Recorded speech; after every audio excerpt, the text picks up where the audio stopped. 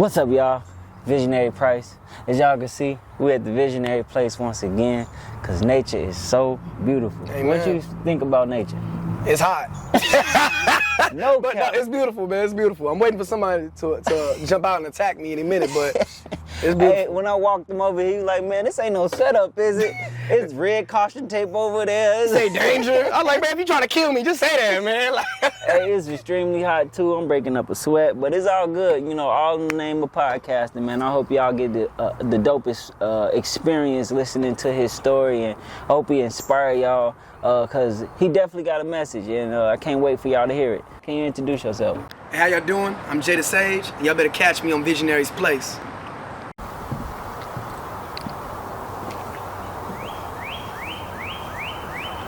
Now they begging for me to sub again. I'm leaving footsteps for the actual teacher to step in. Come Monday, he'll be confused why his class is in a better state than what he left it in. I asked a question, only 2 students answer. One bold and the other subtle. I said, if you don't know it, just try, test your mettle. I answer the one I could hear, the quiet one starts to burst into tears. I said, son, if you want to be heard, you need to have some confidence. This you must understand. You gotta raise your head before you can raise your hand. See, when I'm in class, I make it a principle, select the principle. I'm professional from head to toe. How else can I inspire my students and still sag that it's time to grow?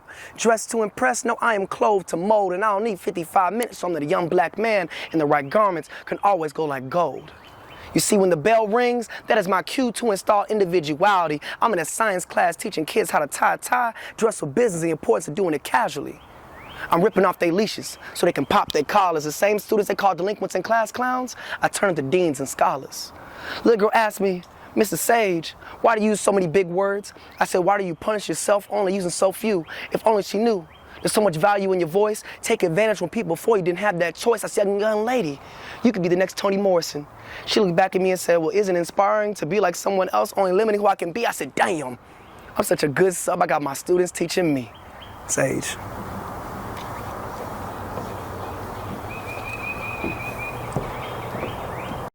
I'm Jada Sage. I'm a poet, artist, director, motivator, life coach, guardian, role model, depending on who you ask. But that's me, Houston poet, graduated Prairie View A&M University. Go Panthers. Hey man, first of all, that's a hell of an introduction. You know what I'm saying? Appreciate you, for sure. I can say all that stuff too. I can say author, I got me a book, director, I made me a movie. I be doing things. You know? We gonna talk about it. Oh yeah. So your poem, right? Okay. It seems like you were speaking about, you know, your substitute. Right. You a teacher. So when I wrote that poem, I was a substitute. Now I'm a teacher. Oh, that's dope. Right, Is it because of the drive you gave to being a substitute? Like, what made them like, hey, you know, you deserve a class? Like, what was it? Man, I'll be honest with you. Anybody can teach right now. They need teachers. They need you. Okay? They need you, man. The education system is struggling. Especially, I can't speak in everywhere, but in Houston, they need educators. They need people in these rooms. Matter of fact, you know what's crazy? They didn't ask me what I could teach. They just said, hey, we need somebody in this room. Yo, that's crazy. The subject be physics. The subject be Spanish. Be in the room. That's all they want, man. These kids are not getting the education that they're supposed to get. So did they place you in the right class that you can actually teach them, or you just Luckily, I could teach physics. So that's what I'm in right now. I'm in a physics class. In physics, yeah. I took a couple physics classes in college, so it's like I could do it. Yeah. But I mean, am I as good as somebody who actually should be a physics teacher? Absolutely not. Wow. To me, it's like every time I see the lesson plan, I'm relearning it myself right before I can teach them. And I want them to get the education. I want them to see the importance of it. They be like, oh, this is physics. But you know, to me, learning is important. It's just not even just what they're learning, but to learn. To be able to tackle problems, to be able to break down things. And that's what a lot of these kids are missing, because they're just not getting that foundation, because there's not real teachers in their lives to push that on them, man. It's kind of sad. I want to bring it back though. So you in the physics class and you actually don't even know much about physics. You just learning as you go, right? So how are you able to teach them? Right. If you barely know, you know what I'm saying? And this doesn't just fall on you. This is falling on the whole education system. These people are not qualified for this, but you making them. You know what I'm saying? So what would you say to that? So the thing is I have to go one step ahead for them. You know what I mean? I see what the lesson plan is the night before. I got to go through the PowerPoint myself. If I got to YouTube it, I YouTube it. If I got to do the practice problems myself. I have to relearn it. Like I said, I took a physics class. All this is, relatively like, nostalgic, I guess I could say. Yeah. I remember doing this. Okay, cool. And a lot of it's common sense. If the question may ask for something and it gives you two things, you got to use the formula, plug it in, boom, done. So, but let's say a kid asks me a question I don't know how to answer. I'll be honest with them. I say, you know what? I got to be honest with you. I don't know, but let's figure it out. And I'll sit there right with them and we'll tackle it right there. How do you get kids in? Do you notice kids not being fully attentive? Oh, yeah. Yeah. How do you get them in though, And you know what? A lot of my kids will actually say that, let me backtrack. The class I'm in now, this physics class, they haven't had a real teacher since the school year started, right? They've had just sub to sub until I came in, was their permanent teacher.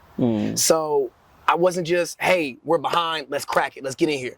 I wasn't, this big dictator trying to just change what they know and what they've been doing. I'm someone who comes from a caring perspective. I'm not here to be your dad. I'm not here to be your friend.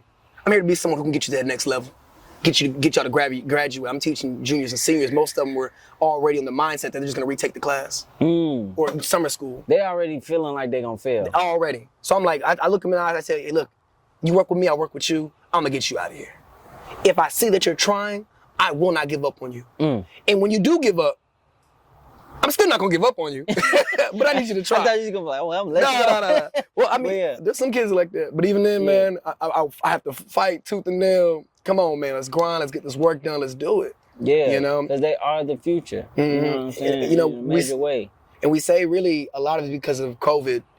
Yeah. They all went home, Zoom University. They lost that ability to actually learn, pay attention. Their attention spans are really low. And it's because of COVID. All right, Ray, real quick. When you say attention span really low, you can be in the middle of class and then they're just like, what does that look like? Talking, cell phones, falling asleep, daydreaming, doing work in other classes, everything. Yeah. And I just have like this loud stick and I'll just bang it against something. Wake up. I just wake them up all the time. Is it very rare that somebody actually paying attention? Man, let's see.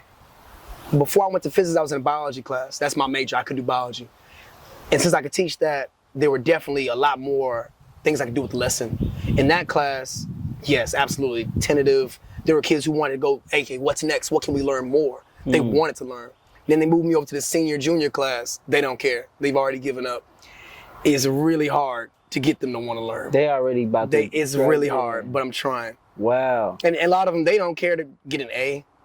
Shoot, they don't care for B's. They just said, hey, I'm passing, which isn't the worst thing in the world. But it just sucks that they'll never want to be an overachiever, man. And it's a sad mentality. That's our futures.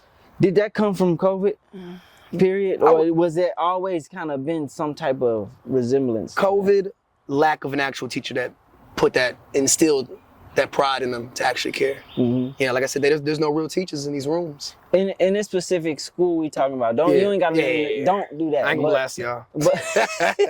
But is the school full of teachers that actually can relate to these kids, if you know what I mean? Yeah, absolutely. Oh, they can? Absolutely, yeah. I would say the teachers match the demographic. Okay. 100%. They understand where these kids come from. They understand what these kids got going on in their personal lives, and it's a lot. These kids got a lot going on in their lives. No, for sure. I know that. And the reason why I asked that specific question, because I remember that always been the thing. Like, these teachers can't relate to us. Yep. And they can, but now it's a whole nother thing. It's the problems that they having. Are they telling you what's going on? Okay, so I see them falling asleep every day. I see a kid who usually is really happy, crying in the corner, quiet all day. And these are the telltale signs that something's not right. I'll either be like, hey, I need you to pay attention. And they either do pay attention or they just go back to what they were doing, they're back in that state. I'm like, okay, something really is wrong because they would never try, disobey me like this. So maybe after class, I pull off to the side and I try to get them to talk. I say, hey, if you can talk with me, maybe we can work on something. We can get these grades up. We can fix it. A lot of them, they got maybe abusive households. A lot of them have to work 2 extra jobs outside of school. Kids. Yo, yeah, these kids have a job. Yeah, these kids work. I mean, I had a job too in high school, but they're working to help out. What ages we talking? So I'm juniors and seniors. We're talking 17, 18. Wow. Yeah, absolutely. A lot of them, man. We got some looking for college. A lot of them don't really care for college, which is cool. I fully believe that there's a path for everybody. That's college is not for everyone. That's what I was gonna ask you too.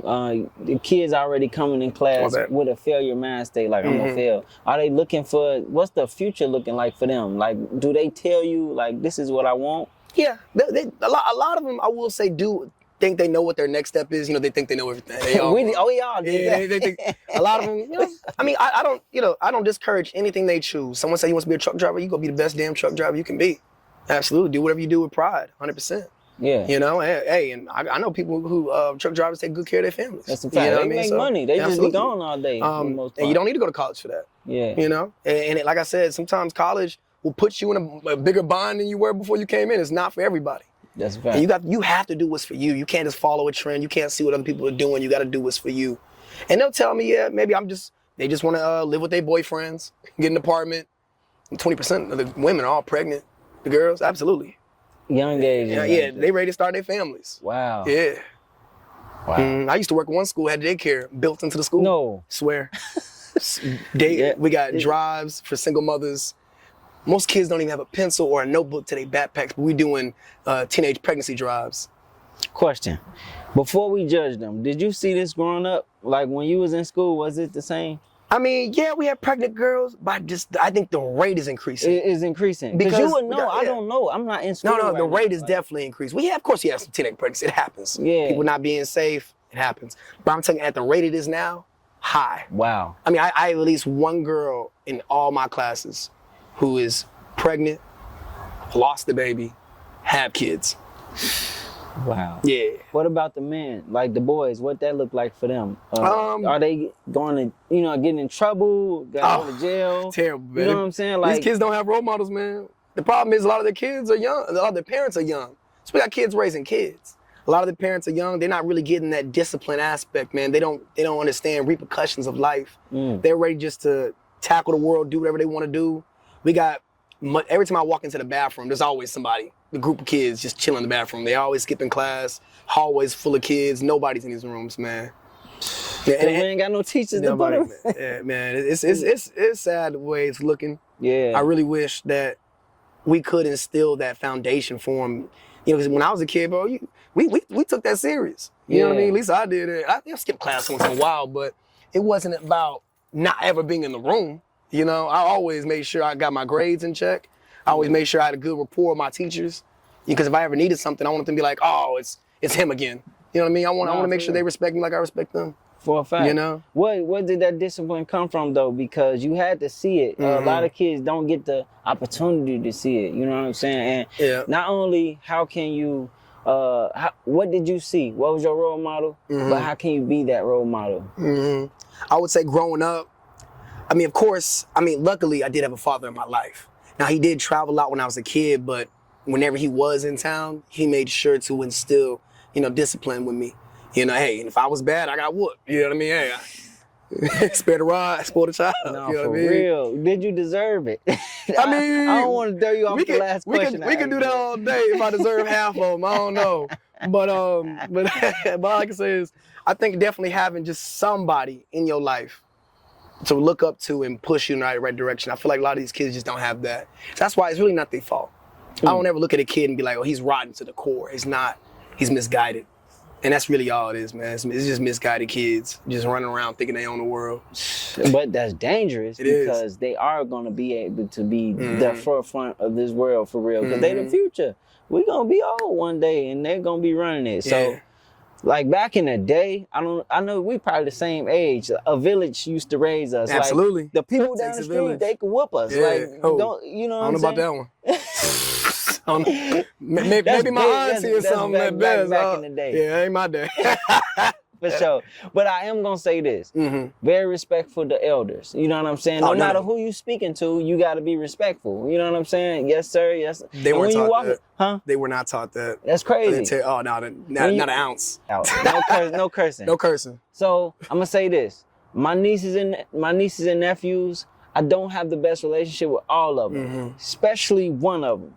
She feel like she don't have to say uncle or auntie or nothing like that. She just call you straight up out your name. I'm not used to that. She literally the only one the first one that did that. So I'm like, what am I supposed to do to this? Like, it's no. Yeah. These days you really can't touch them kids, man. Yeah, you can't. These You get in days, trouble. who knew? Yeah. The world's changing, man. The world is changing. What is that though? Is it the system thing, a society thing? Man, I guess yeah. It's a society thing. Honestly, I don't know. Actually, these they gonna want sports. You They gonna feel do me? this. They gonna do that. I'm putting my kid in the best schools possible, the best programs like AAUs and all that, because I know they're gonna excel. Are you putting your kids in school? Absolutely. No, I'm talking about like public school. Seeing what you see. It's got to be just a good public school. There are good public schools, though. I'm a firm believer that there's a place for everybody. Now, would they go to school? I teach it? Absolutely not. I would never do it to them. No way. Because it's just too much going on. It's too many distractions in the classroom, out the classroom. Too many things for them to get into with the wrong crowds, wrong area. Nah, it's just that's just not a place to raise a kid. No offense to my school, man. Yeah. Do you see any good? They finna fire me. Nah, they don't know who you talking about. Oh, they do. I play. They finna. Hopefully nobody from my job see that. Hopefully they ain't got me on Instagram. So. Nah, you should be alright. You just telling the truth for real. I mean, they know it though. They know it, They know it, man. Is do you got any good students that got A's and all that? Yeah, but at the same time, man, it's not that hard to make an A at that school. You know, so it's like you just have to try. They giving those out for effort. Yeah. Man, a lot of my grades are participation points, and I still got kids failing. All you got to do is write your name on it, fill out the thing, and you will literally make it through. Now, I still want to make sure you learn something. There's gonna be parts where you have to actually still apply it. And I'm gonna work you till you get it. But at the same time, to fail my class should be impossible. Should be. So it sounds like that for the most part, your kids do respect you. They just don't respect what they getting taught. Yeah, I would say that. I feel like I don't really have too many kids that disrespect me. I feel like a lot of them trying to talk to me like I'm their friend, and that was my fault. You know, walking to school, I'm you know, laughing all the time. I'm joking around with them. I'm goofy. I'm silly. I try to make lesson fun, but then you know sometimes the kids they go too far. I'm like, all right, now I gotta take a step back and I gotta be the main teacher now. Yeah. Now I gotta raise my voice. Now I gotta clown you. Now I gotta write you up. Now I gotta do all that. I don't wanna do that. Yeah. Because that takes away from the lesson. That's a day that we could have spent learning something.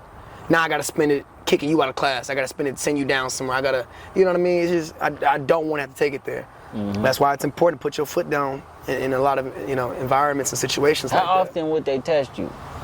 It's not often. Okay. And most of the time I tell you, it's not their fault. They have a lot going on at home.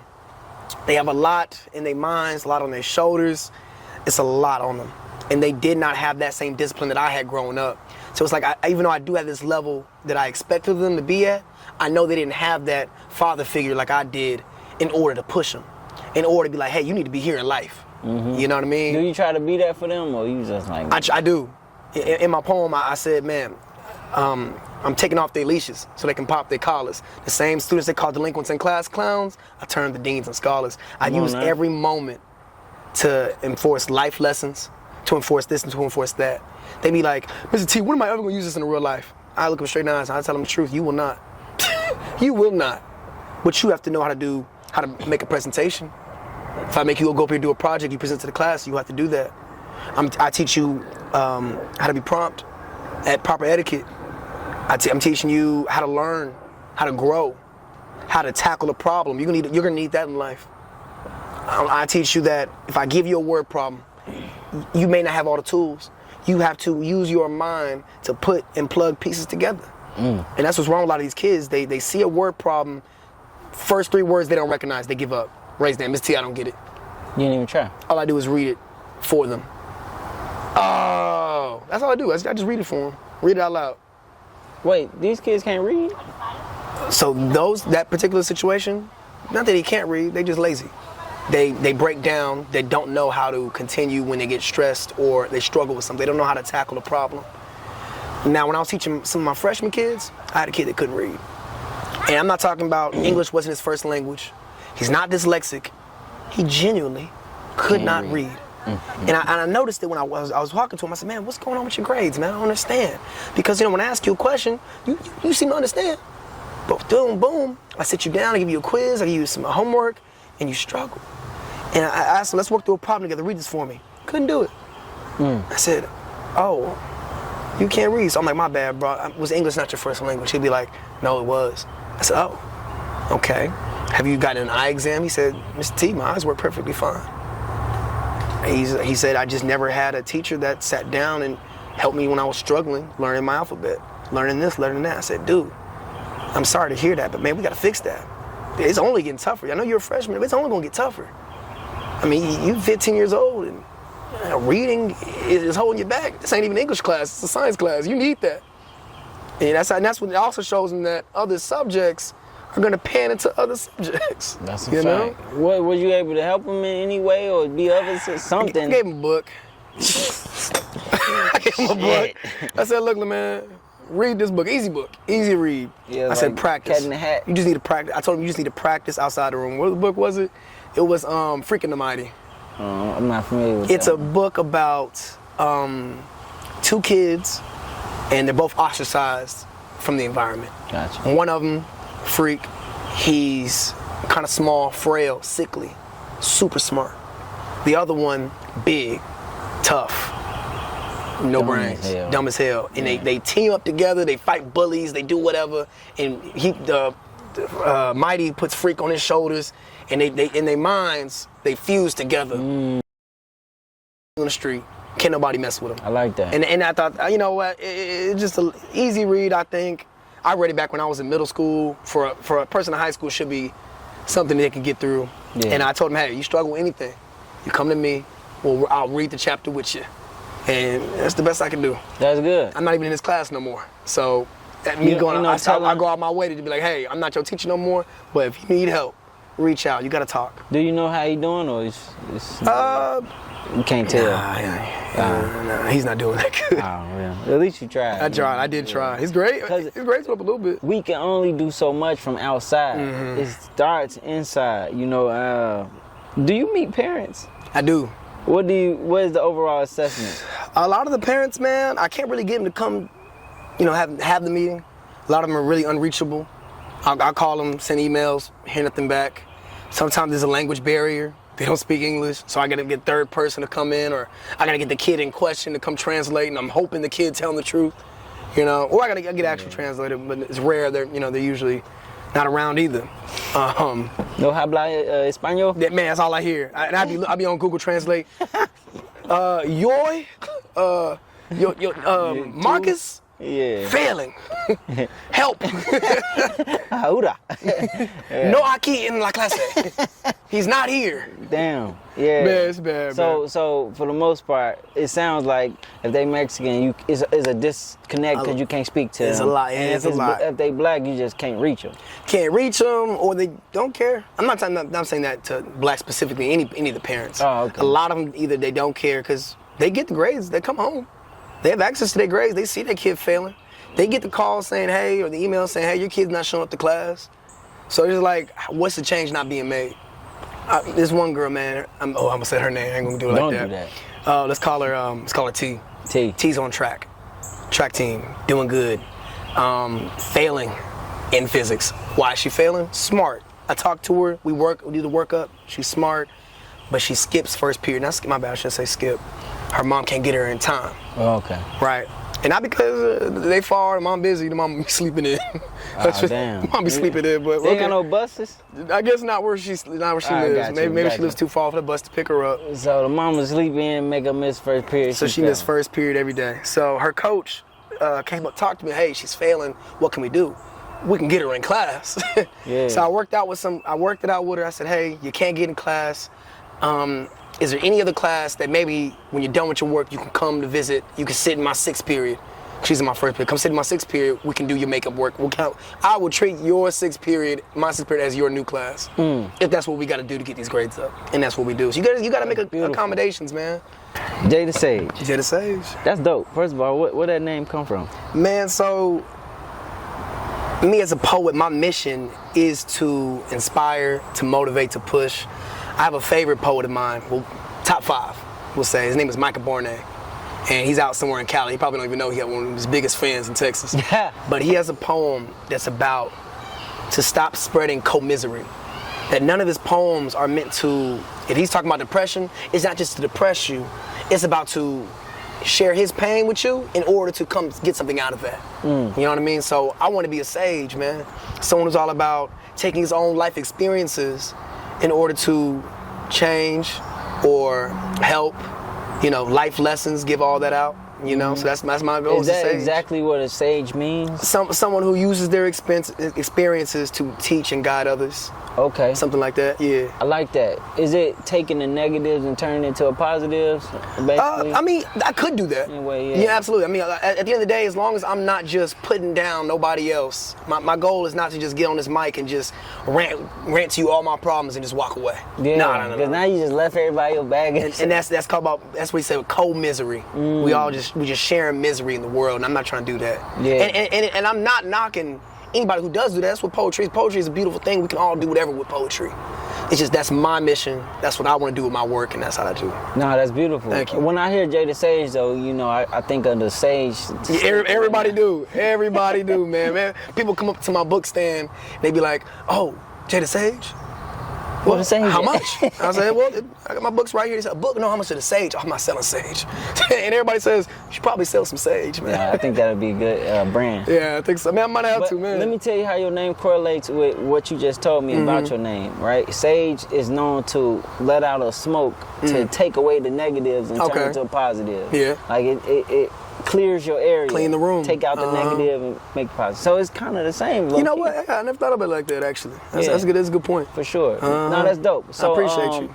And I went through some couple other names, but Jay the Sage, that's the one that stuck. Come on, you gotta tell us about the other names, Oh man, I'm embarrassed. I used to go by, I used to think I was so cool back in college, man. I called myself BS, the poet. And BS stood for the beige sage. Oh no, brother. That ain't it. That ain't it. The beige sage. The beige sage. Like, that shit raw. That's raw. I thought I could. That's cold. Then I went up to open mic and I said, "I'm BS, the beige sage." I was like, that sounded like the silliest shit I ever said. Yeah, nah, that was crazy. But Jay the Sage, I can stand behind that. No, Jay the Sage. Jay the Sage. Is your name start with Jay? Josh. Josh. Jay the Sage. Gotcha. I like that. Okay, so Jay the Sage, where you from? Originally from like Sugarland area. Okay. Right now I live in Richmond. Wasn't born in Texas, but I've been here my whole life. Might as well say you from here. Yeah, definitely. Yeah. I'm a Texan. I'm a Texan at heart. Got for sure. you. So how was the upbringing? You know what I'm saying? Most people I've noticed poetry was always like a release or a way out. Absolutely. Did you see it like that as well, or it was more so just a journey? You know, man, ask my mama. I've always been an expressive person. Poetry wasn't my initial outlet. I didn't really get into poetry till like late high school, really early college. Right, but I guess as a kid, man, I didn't really hold back. If I felt some way, that's what I did. Now, it's funny enough, when I was a kid, I was an introvert, 100%. People always say this, they didn't even know my parents had a son. Because you never saw me, you never heard from me, I was a quiet kid. I think as I grew up, man, I started getting louder. Where the flip came more. At? Man, honestly, I think I sat down one day, I was in like 6th grade, and I said, man, I want some friends. Man, I just went out and started talking to people, man. I opened up. Wow. I really did, man. It don't happen like that for everybody. I don't know what happened. But I was a really quiet kid. People think something was wrong with me. Yeah. No, seriously, they tried to get me checked. I don't know. They ain't diagnosed me yet. Nah, for sure. You came out of that, man, so I guess I just started opening up, man. And like I said, I didn't really get into poetry till late in the college. And at first, it was just something fun to do. Until I started realizing that I kind of like this. It's fun. Then I started taking it a little more serious. I wasn't even Jay the Sage yet. I was just BS. I went through a bunch of different names, man. We ain't gotta get all through all of them. But yeah, man. I started doing poetry for fun. I really did it to impress a girl. Everybody started with a girl. She said she liked poetry. I said, "Oh, I love poetry." "Oh yeah." She took me to an open mic. Changed my life. You seen the instant flip, or did it take a while for you to actually start liking poetry? Well, man, I used to try to make music, so I thought I was a little rapper at one point. Yeah. You know what I mean? So writing wasn't new, but actually just trying to get real, get deep, and just, I guess my writing, it was really no bass to it. You know what I mean? Just writing bars. But now I write with message. Now that was the difference. That what made me became Jay the Sage, I would say, is when I started writing with purpose. Like finding your experiences that can help for others. That's what it was. Just digging deep. Yeah. Just trying to write something real. I would definitely say. Write something real. Write something real. Yeah. Then finding my own voice was a big problem for me too. What about finding your voice though? So, remember, I said this off camera, but at Avant Garden, I would watch, just come through, sit in the back. I'd watch about 2 years before I ever actually performed. And because my main thing was, I'm like, man, I don't sound like other people on stage. I don't sound like them. They have like a cadence to them. They have this poetic sound, and I feel like I don't sound like that. So I kept, preventing my blessings. I stopped. I didn't sign up. I didn't go up. I just would just watch. And I think it was when I realized that I don't have to sound like nobody else to do this stuff, man. That's real. And I honed on what I could do, and I'm proud of it. And that's what gives me pride, is I don't have to sound like nobody else, man. I can do the best I can do, and that's all I can do. That's the beautiful thing about creative. We all got our own unique expression. If we was to observe the same thing, let's just say a tree falling, we will explain it, describe it, everything totally different. It's just how we are creative. And that's the beautiful thing about poetry. Absolutely, we can go through the same life experiences, but it'll come out a whole different story when we say it.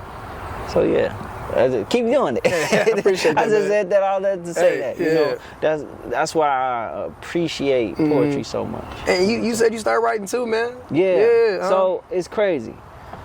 I first got my memory of my first time ever coming across poetry, first grade. I remember my teacher, she was like, hey, we're gonna do a poetry contest. I remember vividly winning that contest. Nice. And not only get to win it, I also was able to sell my poetry for lunchtime. So I remember vividly passing out my poems. That's nice, man. First grade. First grade, hustler. You know what I'm saying? Slaying the poems. Then I went to rap, like everybody do. I started making music. And then I was like, I want to be able to shoot my own music videos, so I got a camera. Yep. And then I started becoming a photographer. And then slowly but surely, poetry kind of like was out for me. I didn't think about it. And now, fast forward, I got a podcast talking about poetry. That's nice, man. All circle back. And now I'm on stage again. Yeah, for sure. What kind of things do you find yourself writing about? Personal experiences. I got a couple love poems. Yeah. I would say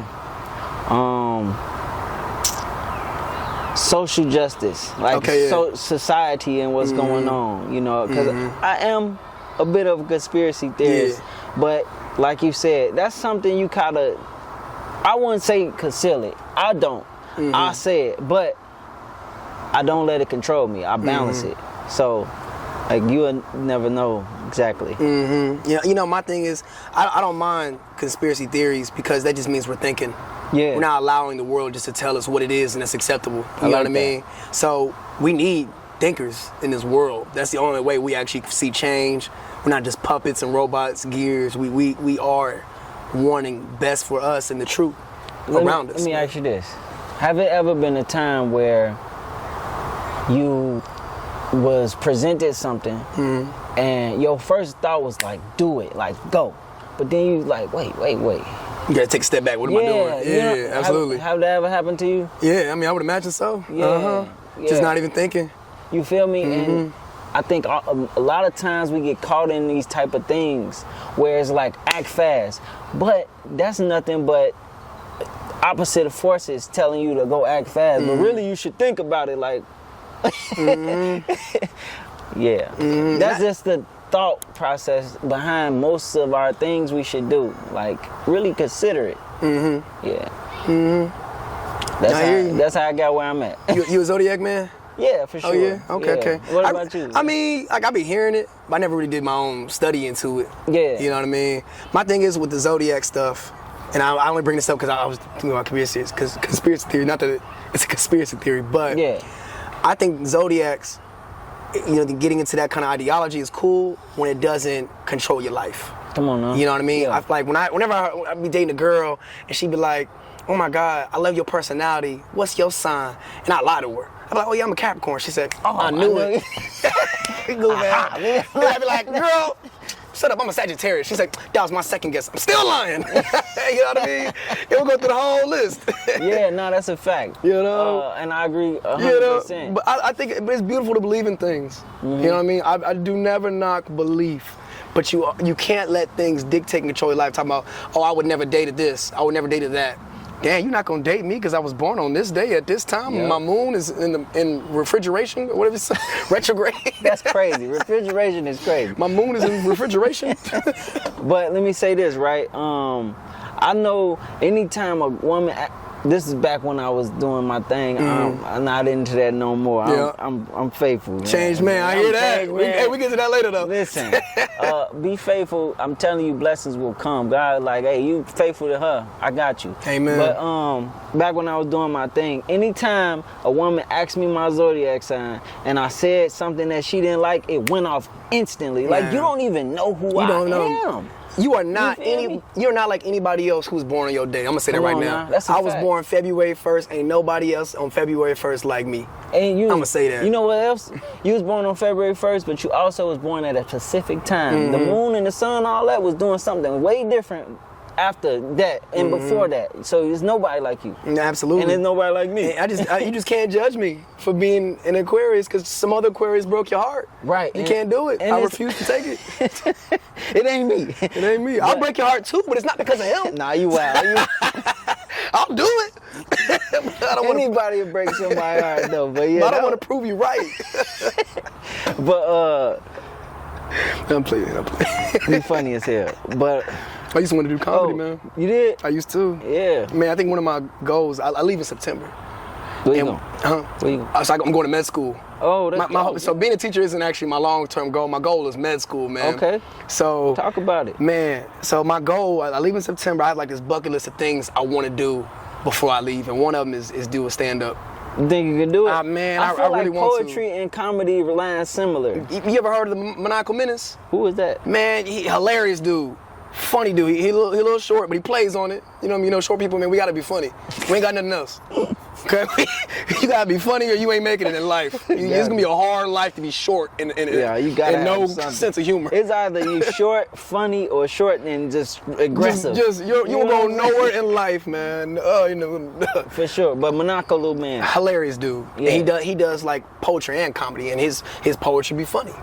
He just has a way with it, man. And I think to do comedy and make people laugh is a whole different level of genius, man. Shout out Kenneth Jones, the comedian. He do that shit. Yeah. He do it too. I have a lot of respect for comedians, people who go up on stage, because it ain't easy to be a comedian. No, it ain't. People may not understand your sense of humor. You may not be able to reach a crowd, but you go up there regardless. You do your thing. I mean, I guess that's with any art craft in general. But I think comedy is hard. It's hard. It's got to be hard. Purposely trying to make people laugh, and a lot of people be mad. So they be like, I'm not laughing today. Look, and you know, it's funny, in the poetry world, you can go up there and do a poem that maybe nobody like, and that's life, but you're gonna get them snaps. Yeah. In comedy, nobody's giving you no fake laugh. No. They're gonna stare at you till you get off that stage.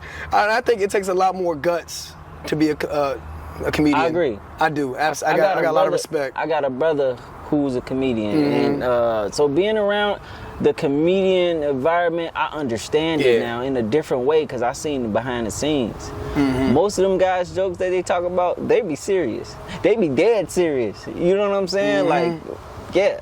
And it kind of, I fuck with comedy, but it scared me away from it a little bit because I know they telling the truth. Like, they not lying. Man. Yeah, but one of these days, man, I'm gonna do it. You gonna do it? I'm gonna do it. I don't know if I'll do an open mic, but I'm thinking, man, I don't want to just publicly say this because I don't know if I'm. Yeah, don't timestamp it either. But we'll just say I want to put on my own production. Okay. I want to do a Jada Sage production. Is it like skits and all that, or just straight up comedy? Okay. I might even see if I get some other comedians come out help me open, and I want to be the main act, man. Just go all the way. You got some jokes right now? Not say them, but do you got some? Hey, I do. In my phone, I got a little list. I got a little joke. You ain't gotta spit it right now. Yeah, little freebies. If you want to, they gonna just be looking at you. Look, knock, hit that, but I got a little something. I got a little something. Oh, I think I'm ready. I think I'm ready for a comedy show, man. I really do. Go get up on one and just start telling jokes. Do some jokes. You think that'll work? Could. They never had a comedian up there, huh? Maniacal Menace is what I can say for sure. Oh, he the one that be up there? Okay, let me say this. Maybe you're right. They never had somebody who just straight up did jokes. But like I said, he kind of just influences his comedic act into his poetry. You know what I mean? It's almost like comedic poetry. That's kind of hard. Which though. I used to do back when I was in college, man. I used to have a bunch of just silly poems to throw out because I used to host. So I always wanted stuff to just entertain the crowd. Whenever something came in and I just wanted to switch the mood up, boom, I dropped this poem. Can you start there though, being a host? Being a host again? Yeah. So, believe it or not, man, this guy reached out to me. He was a friend of one of my homeboys, my brother. And he reached out, was like, hey, I heard your stuff on your Instagram. I want you to host an open mic. I'm just gonna leave that there. I'm hosting an open mic at my lounge. I said, you serious? He's like, yeah, let's do it. So I went over to his lounge, beautiful spot. I mean, it's nice. We could use a videographer too, man. You trying to be our videographer, let me know. We're gonna see. Let me know. So I went over there, we talking logistics, we talking pricing, we talking how it's gonna work, stage flow, DJ, what time we open, if we're gonna charge at the door, whatever. And man, so we're actually in the works of doing that right now. My goal is to have that by June. Have that started by June. Stamped it. That's the goal. Yeah, I'm just, man, he just got some couple things to do with the city because it's a brand new spot. Brand new spot. I think I'm gonna call it Sage Nights. Sage Nights. Sage Nights. That's gay. I'm just. Dang! What? Bro, hey, I thought he was feeling that one. Wait a minute. Nah, that's hard though. That's I'm just crazy. playing That's with you, crazy. bro. That was funny. Hopefully y'all got a good laugh out of that one. That's amazing. And not only that, you even talked about your nonprofit that you got going with for the kids. Oh, Pinnacle. Yeah. Oh, man, yeah. So it's Pinnacle. I took a break from it. Okay. But I want to get back up again. So Pinnacle Poetry is an organization that me and actually one of my good friends, Exante, we started, right? And the whole premise is to get kids through the medium of poetry to love writing. And that's so we try to go to school or any place where kids they gather, they're held. We get them to write. We try to get them to shows. We're trying to do a big, like under 16 poetry slam. So devil's advocate, right? These kids already don't care about education. Right. How can you get them to care about poetry? We hit that they could get paid. So gotcha. The thing is, we take a bunch of kids. We take a poem that each one of them wrote, and we make a big collective poetry book. We found this one organization that we can partner with, right? Actually found two partnering organizations. One of them, what they specialize in is they publish books for kids, and then they pay the kids. So they'll publish a book. I think they get like $100 for the book to be published, publish the poem, and then we turn it into a book and they publish the book. So each kid can get $100 just for being in the program, which, I mean, in the grander scheme of things, all you're doing is writing poetry and boom, you get $100. You know what I mean? That do sound enticing. But the thing is, can you actually pay kids or you gotta pay their parents? Well, then their yes, parents of course. This whole thing requires parent consent. Oh, yeah. Absolutely. You can't, we're not gonna talk to kids without permission from either their teacher, their administration, and their parents. Oh. So throughout the entire process, parents are involved and they understand what the kids are doing. Yeah. Okay. Now you can't just walk into school and start talking to kids, man. You shouldn't be able to. Yeah, you're gonna get in trouble. Yeah, you shouldn't be able to. But yeah. So that's dope. So you started a program for the kids where they can start writing and be at poetry slams and stuff like that to get paid. And we teach them more than just writing. It's public speaking skills, talking in front of crowds, projection, confidence, poise, all that kind of good stuff. So the whole thing, that's our selling point, is that it's not just writing. It's a well-rounded thing. Through poetry, we can install so many different things in these kids. Have you brought kids to your program yet? Like, have kids been through that yet, or is this? Yeah, I've had one batch, and I keep telling myself, man, I don't know why I'm such a procrastinator. I want to make a page. I've yet to make a Pinnacle page where I can post, pictures, show the process. Hey, this works, man. Because the big long-term goal is my program to get picked up by a bigger program and just let Pinnacle just be a sublet group of said program. So that way, when I'm off to med school, my program is still running. All right, do this for the visionaries and everybody watching. By the time this episode drop, have that page done so I can tag it. My page will be made by the time this episode drop. You heard him. That's it. That's law. So if these words don't come across that say Pinnacle, whatever, Pinnacle poetry, that's on him. That's on me. Let's do it. I'm gonna make this page. What's up, y'all? Once again, we got Jada Sage. I hope y'all got some inspiration from that. Hope y'all got some motivation from that. This guy loved the kids, man, and I love that, you know what I'm saying? Because the kids is our future, and Amen. he is standing right there helping guide the way for the kids. So that's beautiful. I am Visionary Price. We at the Visionary Place. Nature is beautiful. Make sure to tap in, like, comment, and share. But before we go, how can they find you? You got me on Instagram, JayVSage, SAGE1. You can pretty much book me, find my page, watch my videos, whatever you like. And it's just like that. Tap in.